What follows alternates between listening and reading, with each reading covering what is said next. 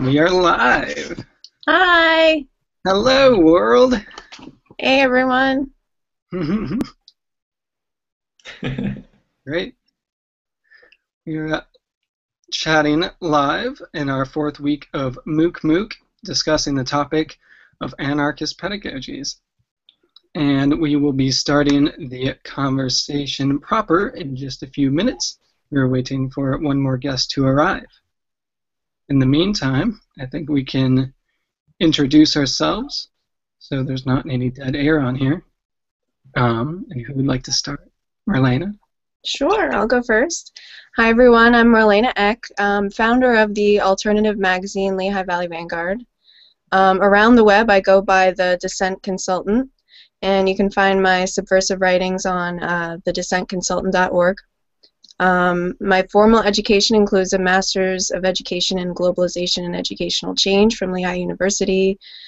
And I'm currently working on a thesis for my Master's in English at Kutztown University, focusing on post-colonial theory and activist writing.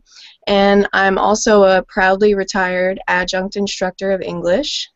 And it's very nice to see all of you here, and nice to meet Jeff, too, soon. Great. Should I go next? Yeah, go for it. All right. Hi, everyone. My name is Garner Andrews. I live in Seattle, Washington. I come from a variety of educational backgrounds. I've been educated in public, religious private, and experiential education. And I've taught in a variety of contexts as well, nonprofits, summer camps, and currently I'm in a master's in teaching program in Seattle, preparing to go into public secondary education to be a social studies teacher and an English language learning teacher. Very nice. I myself am Adam Heidebrink-Bruno. I consider myself a rogue educator.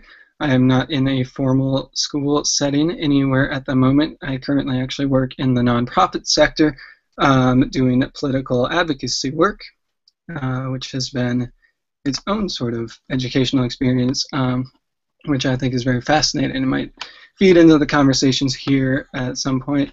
My formal background is in English literature, and I think that humanities education kind of feeds into the way I see the world and the work that I do. So that's a little bit about me. I'm the assistant editor also at Hybrid Pedagogy, which is why I am here facilitating this chat tonight. Awesome. Awesome. We can get started by perhaps just offering a little bit of an overview about how we see anarchism, talking about, for those joining in and viewing tonight, this is actually a conversation coming out of a post published on Hybrid Pedagogy, the digital journal, that was working with two different texts, Henry David Thoreau's Civil Disobedience, which is easy to find through a Google search, as well as Chapter 7 from a book called Anarchist Pedagogies, Collective Actions, Theories, and Critical Reflections on Education. And the chapter in that book that we are looking at is Chapter 7 by Jeff Shantz, titled Spaces of Learning, the Anarchist Free Skool, which is a very fascinating thing. So some of the information that we will be sharing with you tonight are reflections on those texts, but it is in no ways exclusively on those texts, so what we say should hopefully be accessible to people who have not read those pieces as well.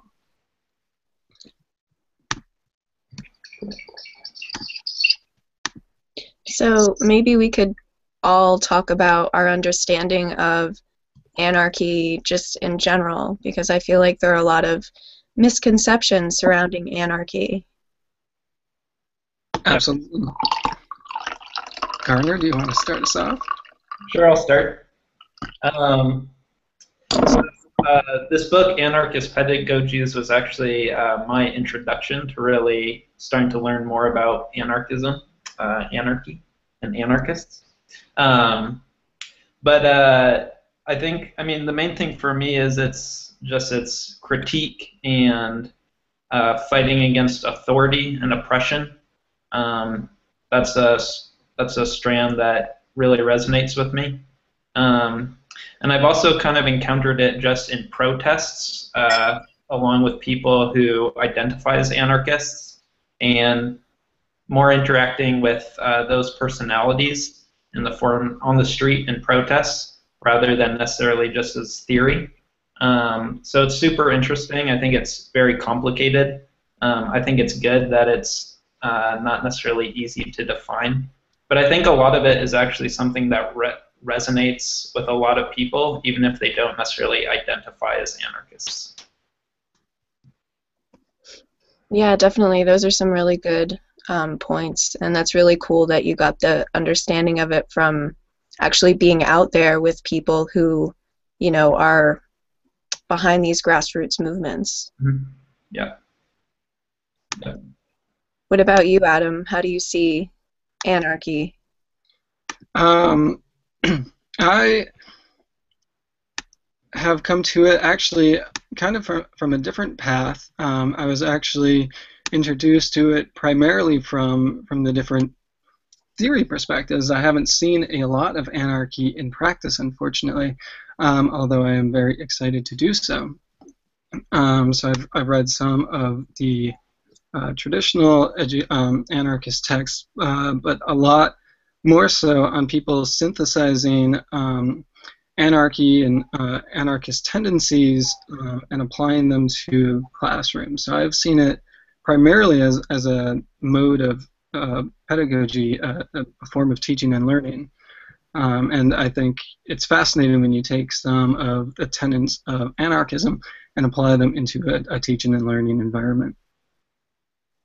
That's great. I think myself, one of the biggest things I had to overcome in regards to the theory of anarchy was just being afraid of it. I think we're taught to be very afraid of what anarchism is and what it can do. You know, in our formal schooling, we're not told much about it, although it can be very useful in, like Garner said, overcoming oppression. So I think one of the main things is just that, you know, anarchy isn't about like burning everything down.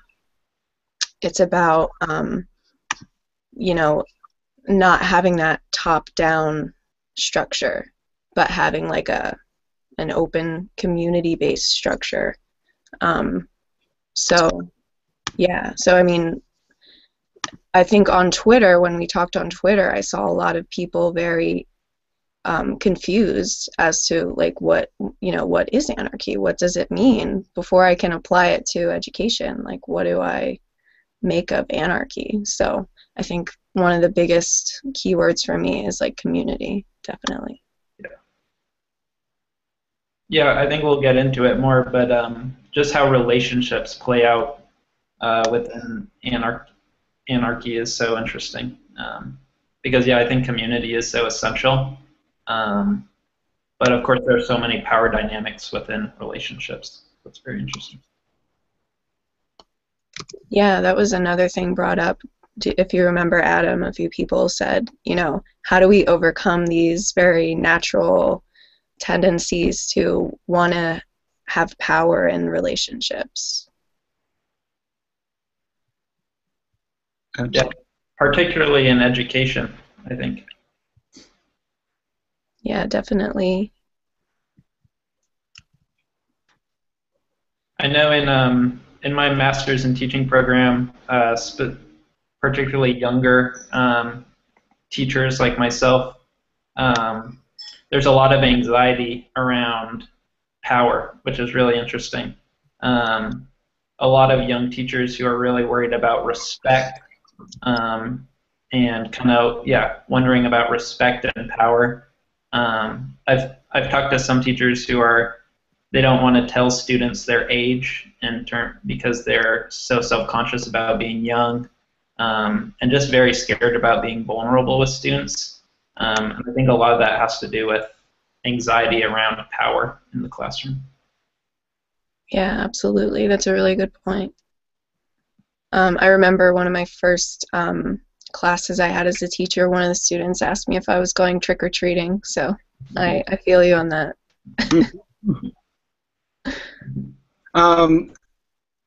In either teaching or in your conversations about teaching, what are some ways that you have talked about diffusing that power so it's a less of a strain on the teacher-student relationship or even on student-student relationships? What have you found to be effective, or some possible strategies there? So some of the more interesting conversations I feel like I've had are, well, two things. One is seeing ourselves as more as facilitators, and in terms of guiding students' own learning, and as well as understanding that we're ideally temporary, that students, if we're teaching students well, they can learn without us eventually, and hopefully quickly, and are already doing so, of course. And the other thing, I think, is actually just being very explicit about talking about power with your students. That's something I'm interested in doing, acknowledging the power dynamics in your school, and having students think about those, I think, is important. Yeah, that's a good point. I think I notice it the most in tutoring, actually. When I'm tutoring writing, students come in, they come to me and they want me to basically just take the paper and authoritatively go through and proofread and edit the paper for them. But what I try to do is get them engaged in their own process of learning so that they're internalizing that, understanding of, okay, this is what I do. And this is just, like you said, Garner, this is just a facilitator. So we're going to hang out together and we're going to, try to figure out how I can, make myself sound the way that I want to sound and have my own voice in the writing. Do you find that students are pretty unaccustomed to that approach? Oh, totally. Yeah. They come in and they're very obstinate in terms of taking charge of their own learning. And I mean, some of them are more easygoing, but some of them are very resentful of, and it's not just me, my coworkers will explain to them, we're kind of just going to hang out with you, obviously not that informal, but, just sit with you and help you to understand the writing process better, but we won't edit your paper. And they're very like, what do I do if someone is not policing me? Mm-hmm. And once they find out it's not going to be a policing session, it's so much different than what they've been accustomed to, that, that's where the resistance lies, I think. Definitely. Yeah, because I see a lot of resistance too. And it's really interesting, particularly amongst the most marginalized students within education. For example, students who fall under special education in public schools. There's often, I think, some students, because they're not accustomed to it, actually find thinking for themselves kind of scary. And at first, I think there is kind of a harsh reaction. Yeah, definitely. And when I started realizing that, it was frightening to me, because I thought to myself, is that really true? People don't want to think for themselves? And then I had to take a hard look at what we are presented with when we go through our formal education. So, I mean, I don't know about you, Garner. I went to public school. Mm-hmm. And did you also go to public school? Just for elementary. So, there are varied experiences, whether you go to public or private school, but in public school, it was very much about, like, conformity and taking tests, standardized tests. I don't know if you got away from that in your schooling. I was able to, but it's something I think about all the time getting ready to go into schools as a teacher. Testing is all the time, all around us. Yeah, I mean, I was kind of a, as much as you can be a nonconformist. So taking those tests for me was like soul crushing. Mm. And it's gotten worse, I guess, since I've been there. So students are given multiple tests, like, during the year, not just like one big one like I was accustomed to. Right. Yeah, I think some students go through entire months out of the year of testing. Yeah. So in an environment like that, where can we find spaces in the curriculum and in the classroom to break out of that sort of teaching to the test and that pressure to make sure that those test grades are really high? Where can we find space and time in the classroom to focus on what perhaps an anarchist educator might say are more of the critical faculties that certainly multiple choice tests are not teaching for? That's challenging, Adam, especially for teachers who are faced with very evaluation-heavy, environments, for lack of a better way of saying it. I guess, just they themselves are being, they're under a very close watch to make sure that they're only doing this prep for the test. Yeah, I think, yeah, there's no really easy answer to that. I think it takes a lot of creativity. I mean, I think one way of doing it is, I think it's super important as any sort of educator is to think about what you're modeling in your own life and how you conduct yourself. And I think students can pick up on a lot of stuff simply by how, you carry yourself throughout the day. So I think modeling is very important in ways that, without crossing into any overt political territory, you can, just model things for students. But I mean, what do you think about that, Adam? Because I mean, you've also worked with public school students, of course, outside of school, but you. Yeah, it's tough. Yeah, for those watching, Gardner and I worked together in an after-school program, and a lot of the students in that program were behind according to the test scores, and so we felt a lot of pressure to get those test scores up to make sure they were college ready, with the definition of college ready being at a certain point on those different test scores, certain grade marks in their classrooms. Reflecting on some of that, that's not always necessarily the case. There are other less testable things, or things that at least are not tested, that either make somebody college ready or not college ready. And it was a very difficult dynamic to kind of work through. I wanted them to do well in school, and we were surrounded in a culture, as many teachers are in school, surrounded by a culture where doing well means that the majority of the students are getting a certain grade point, that you are passed, that students are passing. But I think whether or not a school is doing well, whether or not a student is learning a lot, is such a more complex dynamic measurement that we're never going to really get to it with a letter grade or with a number or with a mark on a test. And I was always conscious of teaching things that I knew wouldn't show up on the test.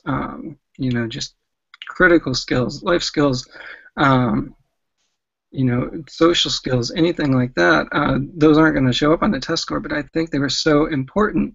And I think in an environment like an after-school program, even when you're tutoring in a specific class, I tutored a lot of English literature, I tutored a lot of research writing skills. I thought those one-on-one moments where I was a mentor working closely with a student on a specific school project, I thought those were great moments of learning all sorts of things. And I think the kids took away so much more than just perhaps how to cite something correctly, or whatever the purpose of that interaction was between the tutor and the student. I think there was so much more that went into it.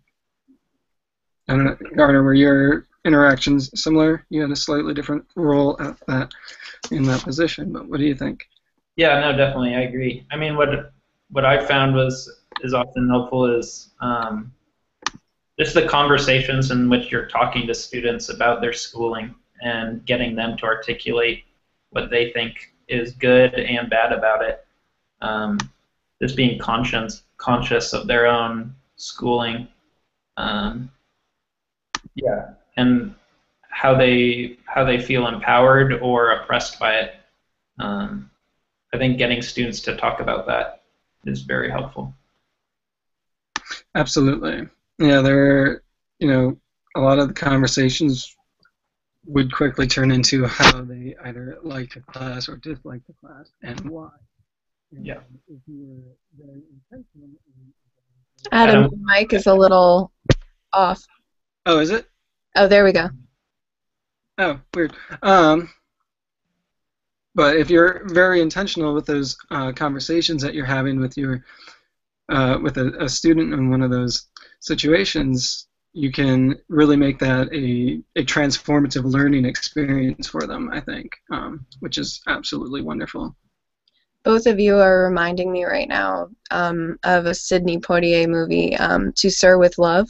I don't know if either of you have ever seen it, but it was before standardized testing even existed. But Sidney Poitier, like, his character goes into the movie, and of course, this is hyper real, right? Like, this wasn't a real teacher, but he goes in there, and there are these kids from lower class families, and he's like, what do they need to learn about? And then he basically just stops using the books. I mean, when I think of an anarchist school, that's part of my schema for it, is saying, like, what do students need to learn about? I want to teach them that. Mm-hmm. Yeah, definitely. And there's a professor of mine who talks about how she says students know what they need to learn, which I think is it's kind of hard to wrap your mind around that. And I think when you first pose that to students, they can be pretty taken aback and are like, well, I'm here for you to teach me. You tell me what I need to know. But I think that's true. I think people in general do know, when they really think about it, they know the skills and the knowledge that they need to know to be successful and create lives for themselves that they like. Yeah, that's a good point, Garner. Hello, and welcome. Hi, Jeff. Yeah.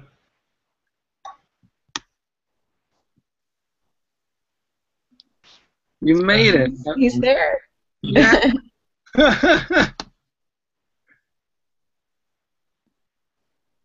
Can you hear us, Jeff? Not yet. No, he's not there yet. Very good. Does he know? So I was going to talk about something, I guess, while Yeah, go for it. Jeff gets situated. So, and this was part of one of my questions to Jeff. So, in Jeff's text, on page 133, he says something really interesting, which is, without school, there would be no dropouts, which implies that our system enslaves more than it encourages real human development. So he also talks about how, since the rich will always have more years of schooling than the poor, schooling becomes just a new way of measuring social distances. And he talks about how poor students, as long as they continue to buy into the rightness of these social distances, these standardized tests determining how much funding schools get, you know, the SATs, you know, those types of things, as long as we buy into the social distances behind those and don't consider other options, you know, we'll continue to be oppressed by those. So I think that's really interesting, and I hope he can tell us more about that. And I think that's what we were kind of just talking about. But yeah, in terms of like real human development, that idea of the dropout being a social construction is very interesting. Yeah, definitely. Yeah, right, and that's not exclusive to a school system, right? So we establish schools as a society, right? And with it comes along a huge array of new social connections and social patterns that we have, and where different social relationships come along with a new social institution such as a school. The idea of a dropout could not have existed until there was a place to drop out of. And that's not to say that schools are inherently bad, but it is to say that when you introduce a new complex system like that, new complex ways of interacting and new complex power dynamics become a part of that whole situation. And right, the more structured that new social institution becomes, the more power they seem to take on over time.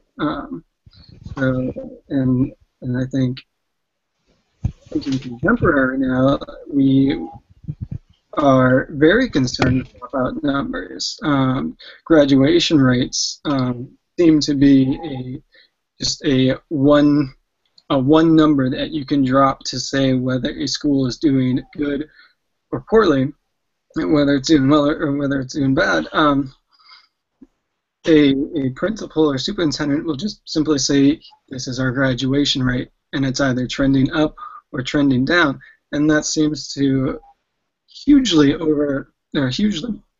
simplify the matter. I think there's so many more elements to it, and I don't know. I don't know how to broaden that conversation. Yeah, I mean, well, Noam Chomsky, for instance, you know, points to that we needed public schools in order for free thinkers like farmers. Adam, you're familiar with, you know, farmers. Maybe you can speak to that aesthetic. But so farmers are these, you know, before public schooling really blew up, are these really free-thinking people. To get them into public school is to kind of take them away from that environment and take them away from that economy that they're kind of in charge of, and put them into something else that serves the state, which I find really interesting. And I think Jeff is getting there too. You know, talking about, you know, are we learning to be autonomous people? And that came up in the Twitter chat a little bit too. Autonomy as something that needs to be, you know, part of the curriculum, I guess. Yeah. Well, and I wish I could cite something here now, but there's a lot of historical research that shows how policing and public education developed parallel to each other as kind of ways of in ways to control society. That's really intriguing. All right. I might have a quote that can speak sort of to that. One moment.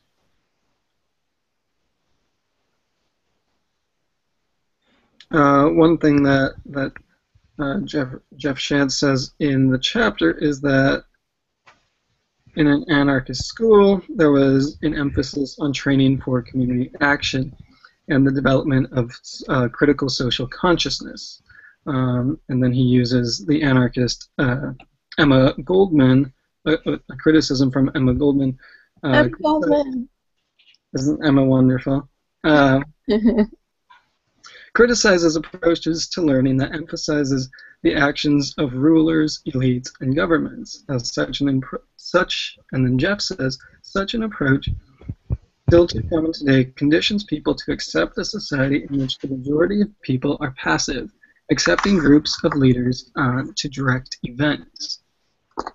And I think that sometimes happens in public education or private education. I think that's always a possibility, and that's something anarchist education practices tend to work against, trying to build educational opportunities and learning experiences that would allow individuals to be autonomous selves, to act out as whole people, to learn as whole people.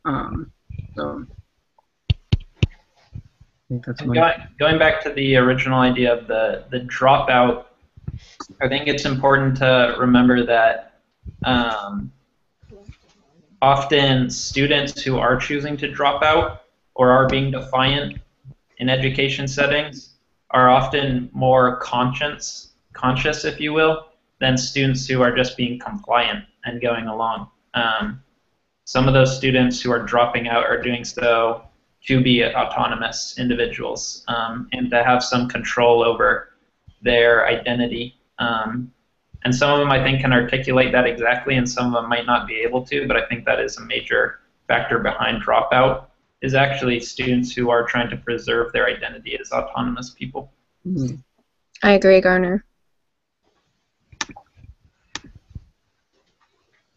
You there, Jeff? Is Jeff live yet?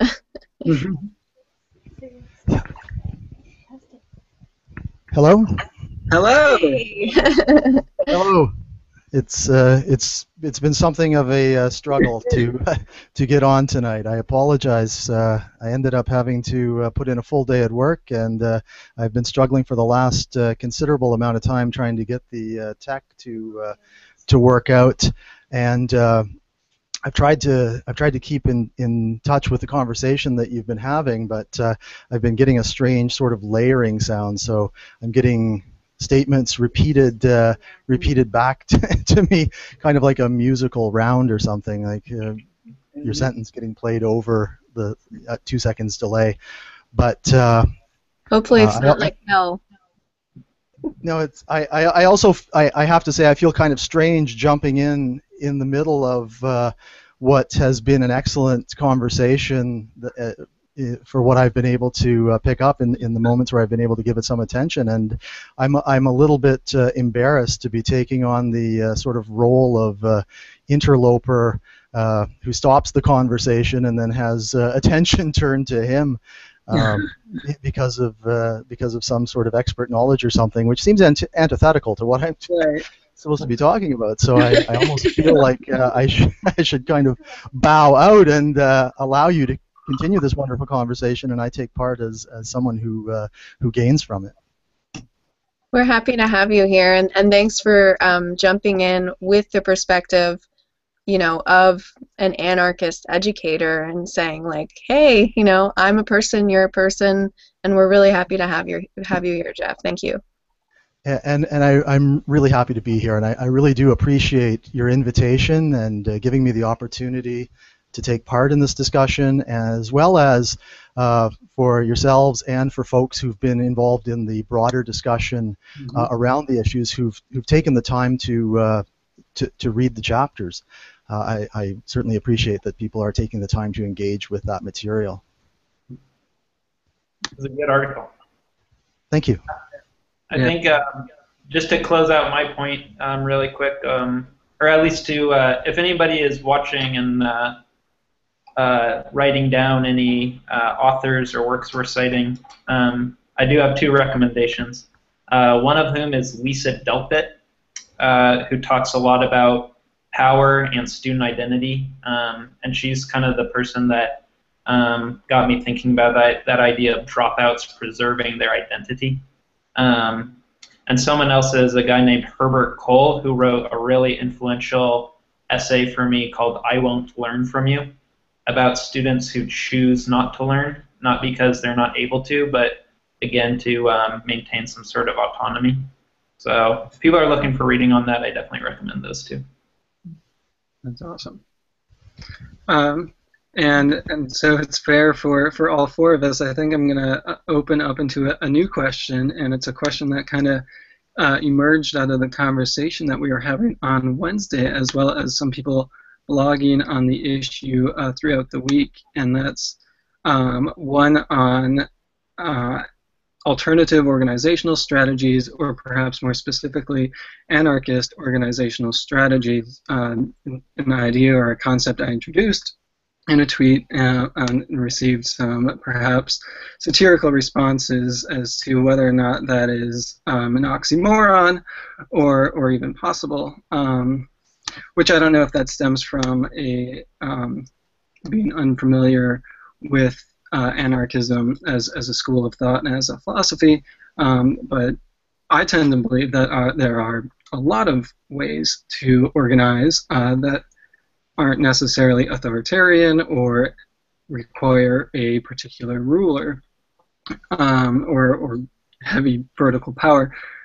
So Jeff and Marlena and Garner, if you could speak to any of your experiences in groups and how you may have organized in a perhaps more anarchist way, or in reading about anarchist movements, what are some of the techniques and strategies that they use to organize their communities?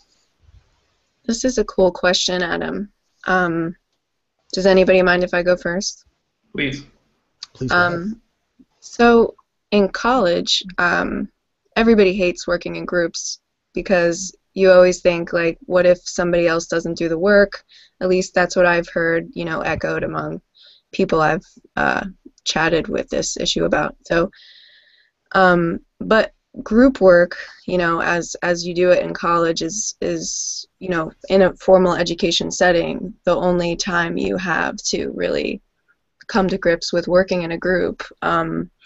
Unless, of course, you know, you're doing extracurricular things. So I'm just talking in terms of a classroom.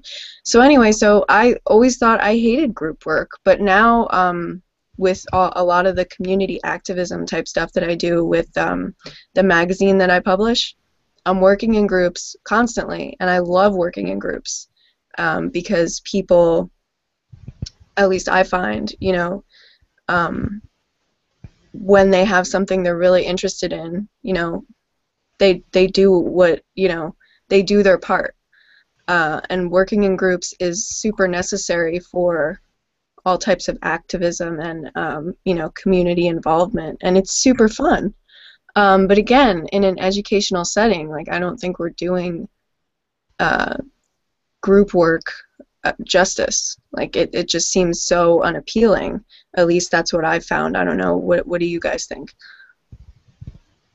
Yeah, I definitely agree. I think, and part of that I think is maybe the what might feel like superficial goals, or just what are you going towards within schooling in terms of group work. I think a lot of students aren't attracted to it because I think they realize how maybe meaningless the tasks are that require group work. And I think you're exactly right. I think when people have a goal that they desire, they're going to figure out how to do it and work together actually fairly naturally, not without conflict, but they figure it out. So I think part of it is just how decontextualized so much schooling is. We just don't have meaningful goals.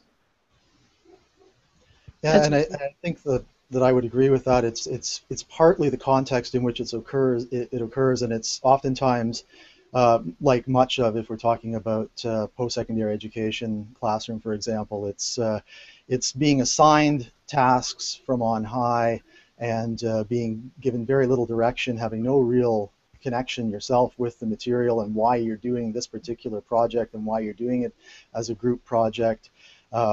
It's not something that it is organic to your desire to learn or to share, both in terms of ideas or experiences with the people that are in the classroom with you. But I think it's also the valorization of tasks and the way in which the division of labor and the way in which socially we value certain tasks over others, so that people in group work who are doing important but undervalorized work are sometimes viewed as not contributing, or taking a free ride or something like that. So someone who might be involved in the more valorized aspect around a presentation and the verbalization of a presentation in a group work, they may view themselves as contributing more than someone who's done some legwork, just digging up some materials or putting together a poster or something that might be used, which is every bit as much an important component part of the group work and of the overall effort to share ideas and to share conversation, but isn't valorized socially, either socially in terms of the way in which we divide up labor and overvalue, sort of undervalorize certain tasks, and especially within an academic setting where there tends to be an undervalorization of work that is viewed as more manual or hands work, something along those lines. So it's partly the context outside the classroom, but also the context inside the classroom in terms of how people are socialized into what is meaningful academic labor and what is academic labor that should be recognized and valued. Mm. I like that perspective, Jeff. Yeah, that's great. But I think the question that you started with around organization and anarchist organization is an interesting one, and the sort of joke discussion. I mean, this is something that we always seem to encounter, particularly when we talk with, if we're in a post-secondary setting and we talk with colleagues about doing research on anarchist organization or something like that, and you get the raised eyebrow and the kind of dismissive remark, well, anarchist organization, isn't that an oxymoron or whatever? And it's in many ways it's sort of reflexive of the lack of understanding of anarchism and the histories of anarchism, the diverse histories of anarchism, along the lines that I sort of heard while it was in and out. I heard some of you talking about the sort of construction of anarchism as violent or chaotic or whatever, and these sorts of things. But the lack of organization is part of that too. And I think even some what we might call anti-organizational or non-organizational anarchists fail to recognize even their own forms of organization, which may be in affinity groups or smaller sort of informal ad hoc groups that they're organizing. That's it's how we understand organizing. And part of that, I guess, is that we're sort of left over with industrial models of organization and certainly on the left, sort of party models of organization, but anarchists organize, and our forms in our forms of daily life, we organize in a way that is typically anarchic as well, and I think that's a point that many anarchists make.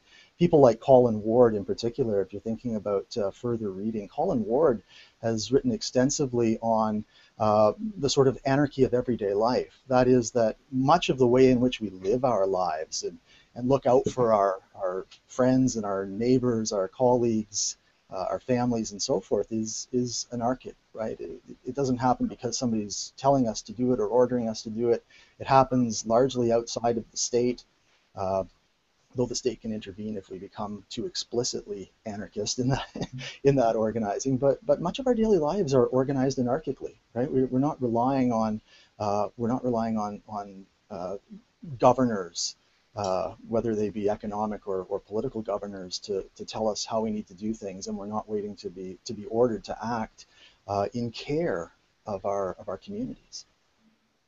Definitely, I think I was recently reading more about the American civil rights movement and African American organizing in the 1960s, and a paradigm shift for me was when an author was saying that the organizing that made that movement powerful, and people debate how much it actually gained, but what made that movement so powerful was all the organizing that you spoke of in people's everyday life that had the networks and the relationships for when there was a catalyst to do some sort of social action. All those relationships were already in place, and people were already organized in a way. So it wasn't like people weren't organized and then some leaders came in and made things happen. That groundwork was already there, just in how people lived their lives. Yeah, and I think that's important, and I think a lot of the histories kind of write that out of those movements. Mm-hmm. Not all the histories, but certainly the sort of dominant mainstream histories. And we're seeing some interesting reflection on this, of course, post-Ferguson, right? And a reevaluation of the civil rights movement is one example. But I can think of my own experiences. I didn't have a chance to properly introduce myself off the top, but I come from a blue-collar working-class background, and grew up in a union family. Both my folks were union members, and I worked for years in an auto plant, and I saw examples of anarchy every day in the auto plant. In one of the areas which is highly authoritarian. It's not anything approaching an anarchist setting. It's terribly oppressive, top down.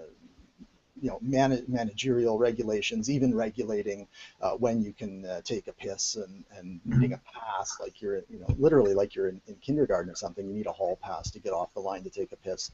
But within that, the sorts of informal networks and relationships of rank and file workers and rank and file workers, and the sort of protection that went on in that context. So for a newer worker, a younger worker like myself, coming into the plant, immediately being put into a workstation with oftentimes coming in as a sort of someone who was initially filling in for a worker who was on vacation or was on sick leave or something like that, and could end up in an area that you wouldn't be expected to work there. It might be an area of higher seniority or something like that.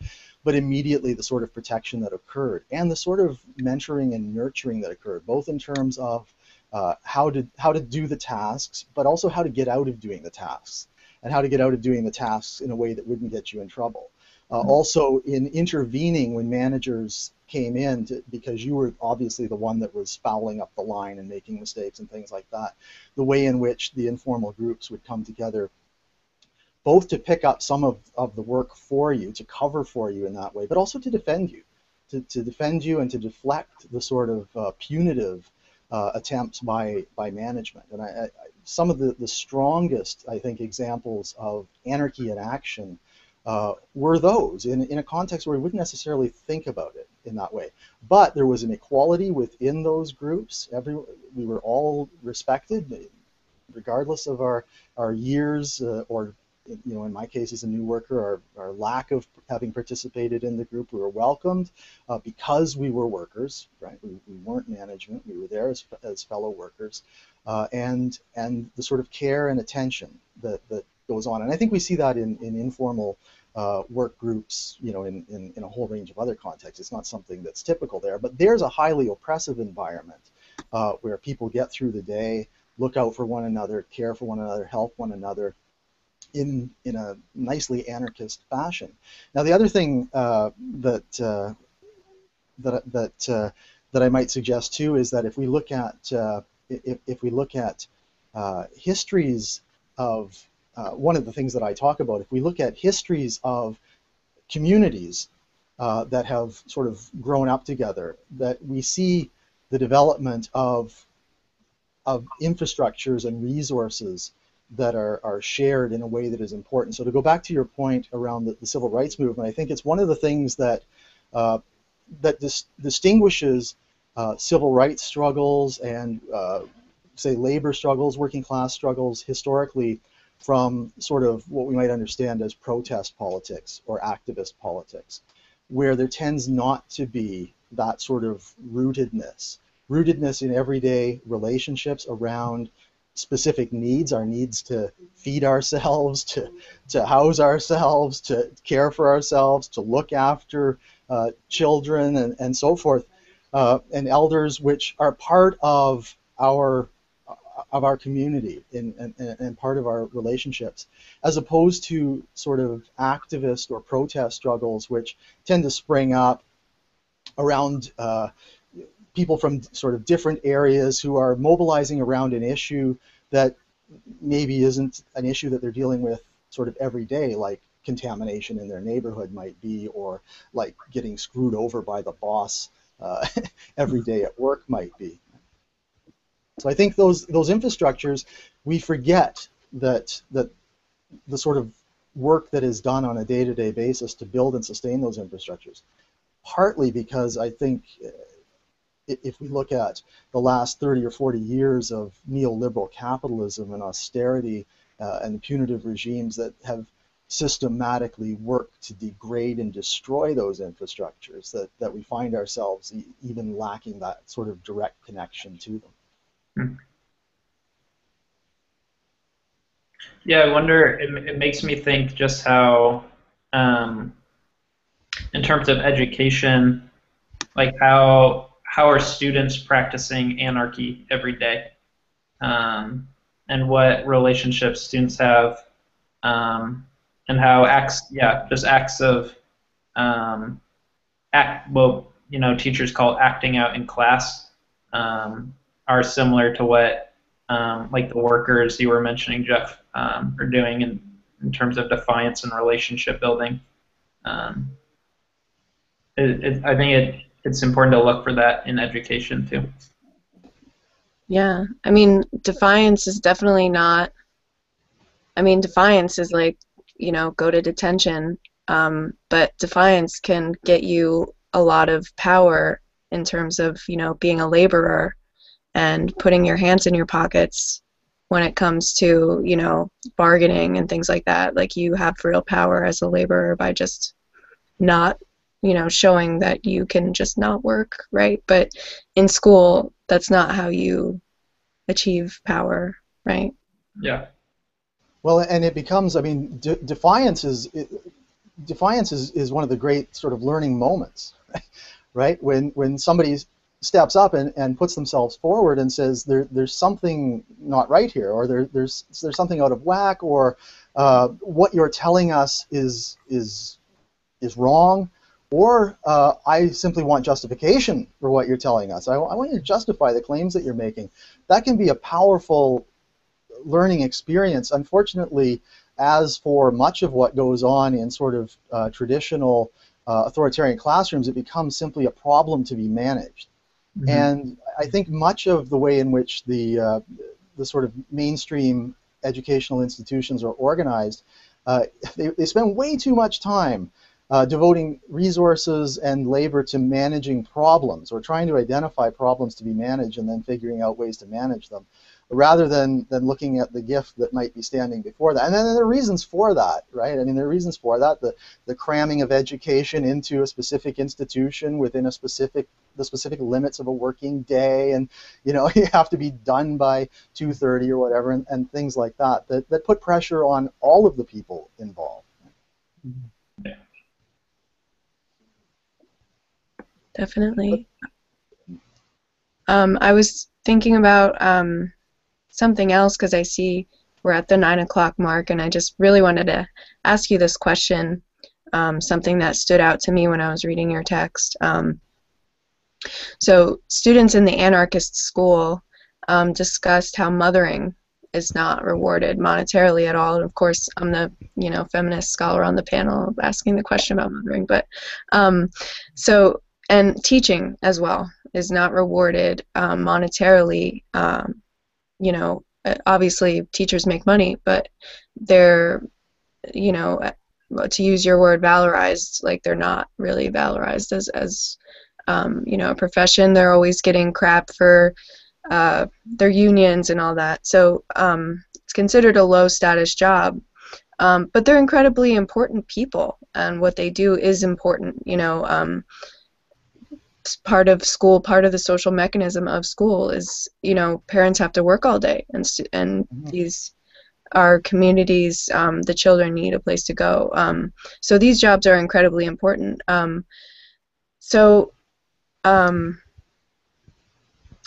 Camus said that a society deserves its criminals. So obviously he thought that it was because society creates them, and Emma Goldman, who we've mentioned before, said that crime is misdirected energy. So many of the people we have that are incarcerated are illiterate or lack the parental guidance they needed, to feel like they didn't want to act out. So now here's the question. Do you feel as though if we placed more value on these professions, motherhood and teaching, that there would be a totally different society.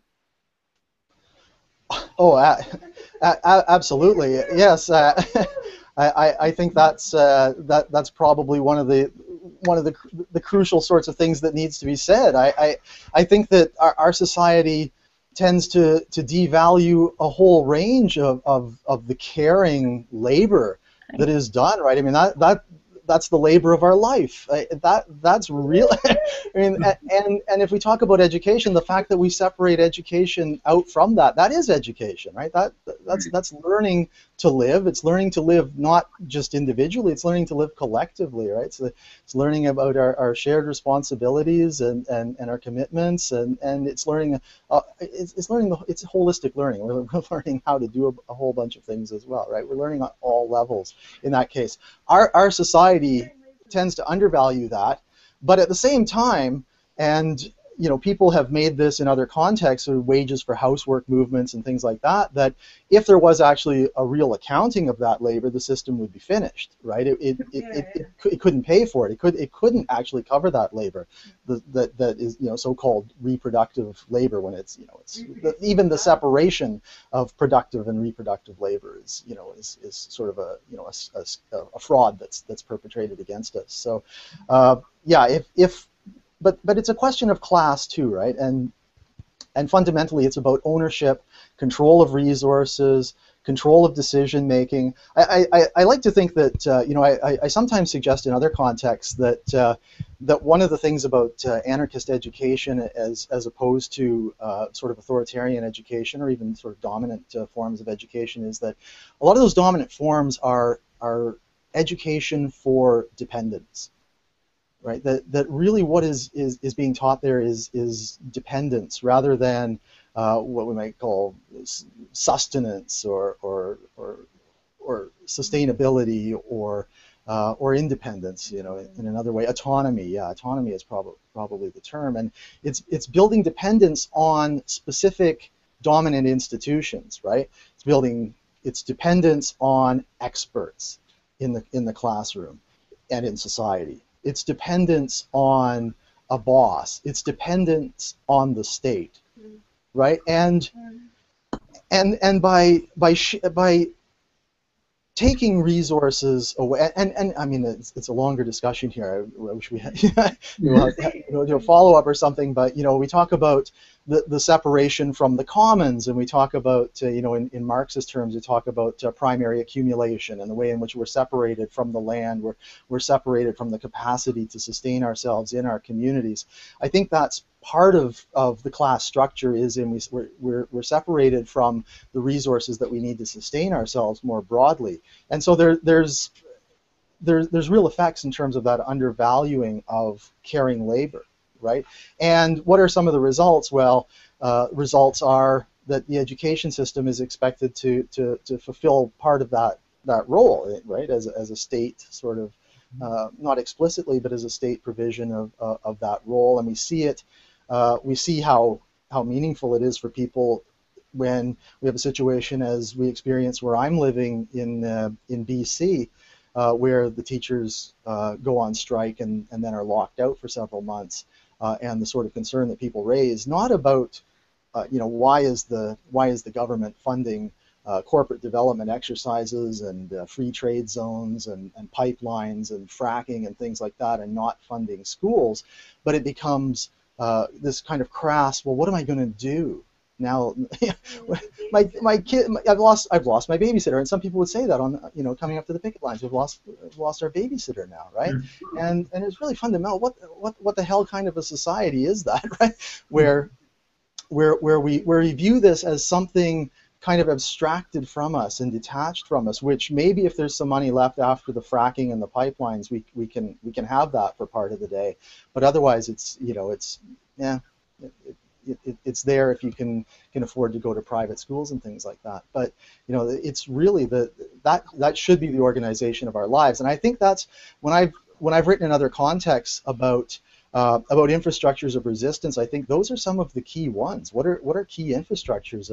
Are resources to care for children, keeping elders in our communities, right, as experienced members of our communities, who can teach us very much, rather than, again, as as people who get kind of pushed out of the community, or are commodified in terms of care and so forth. So I think we should be building communal spaces for looking out for our community. That's not compartmentalizing. That's not saying you have daycare facilities where the kids go. It's saying that people of all ages in our communities are part of these spaces of care, right? We're all together and having time, resting time to devote to that. Those are key parts of the show, and it's other things too, right? I mean, I'm sorry I'm all over the place, but it really is the sort of the structure of our class society, right? Why is it that the raising of children is privatized within the home, the sort of nuclear family home? Why is it that things like laundry or something like that becomes compartmentalized? Why don't we have these shared collective spaces where we do these things together, and then they become spaces of conversation and discussion, and we can share ideas, and we can talk about maybe some of the things that we need to do to confront these structures and to challenge these structures.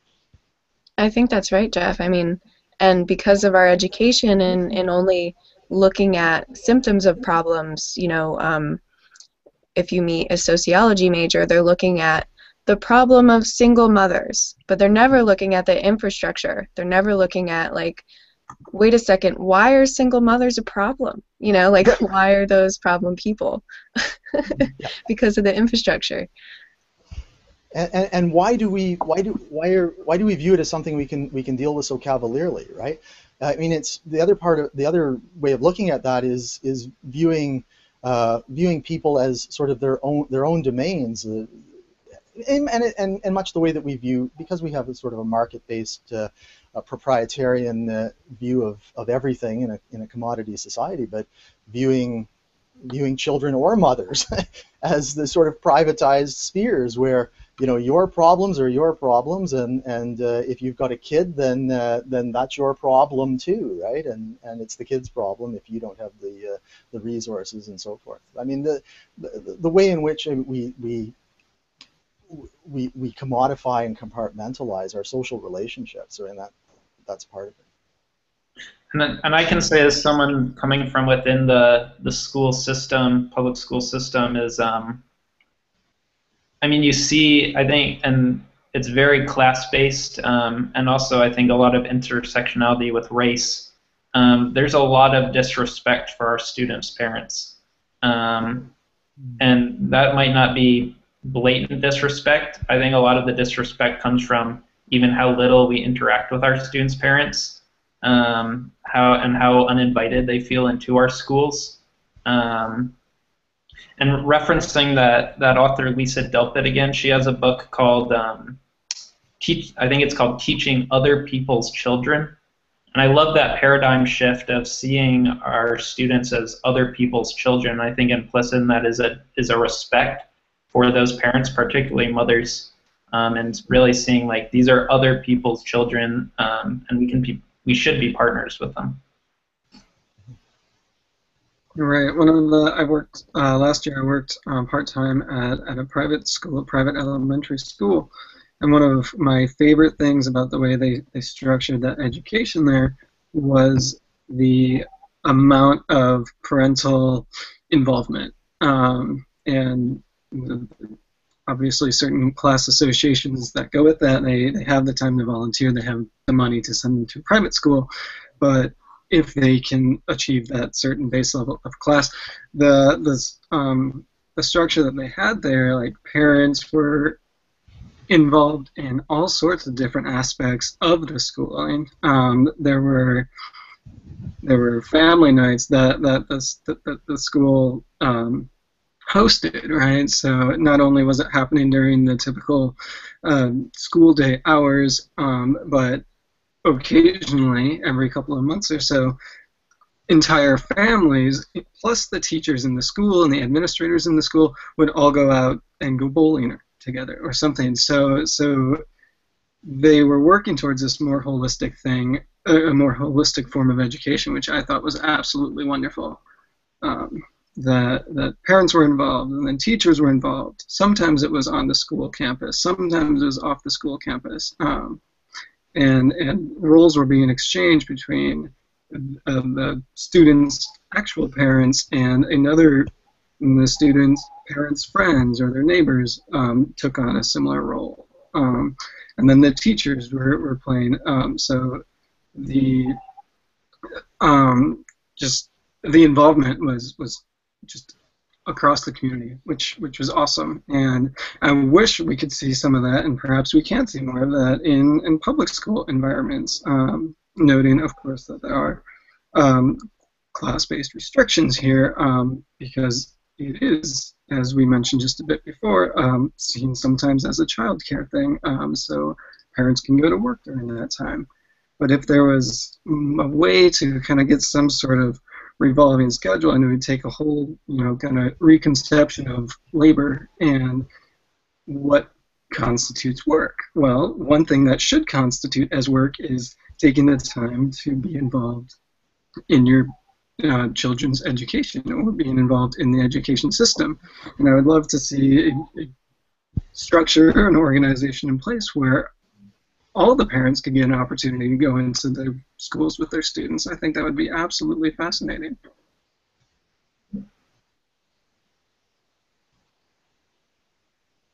Yeah, that would be great. I mean, you already mentioned the elephant in the room, which is that it can be a class thing, and in the anarchist discussion, it's nice to think of ways that we can make a non-class-based thing.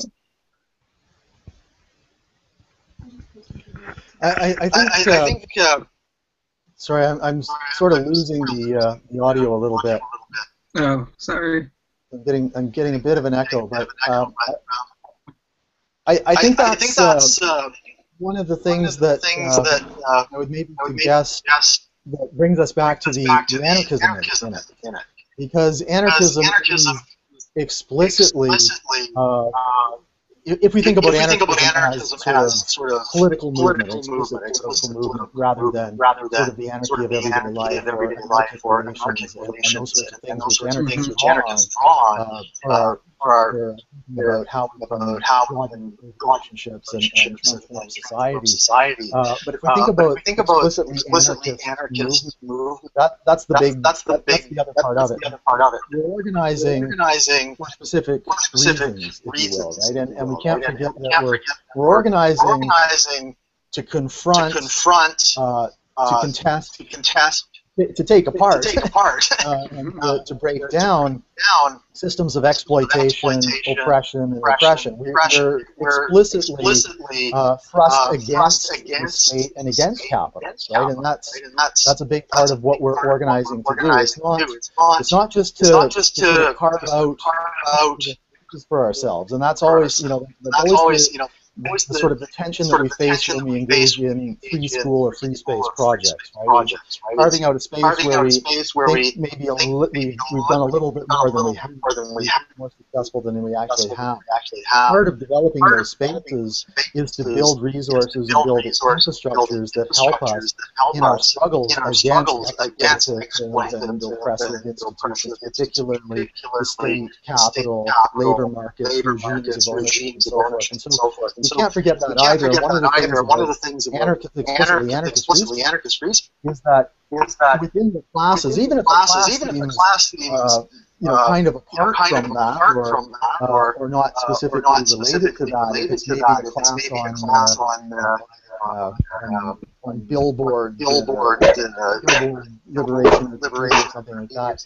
But the discussions are strategic and tactical, right? So how does this in some way contribute to weakening the forces of exploitation and oppression, right? So we want to build our own strength. We want to develop alternatives. We want to be able to care for ourselves. But we can't forget too that we have to be tearing apart those systems that constrain us, that build dependence, that break us down. Right?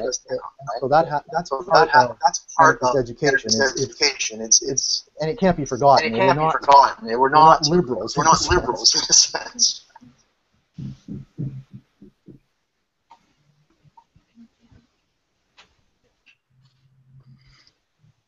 And I think for the sake of time, we're gonna end on that note. And I can do a quick outro.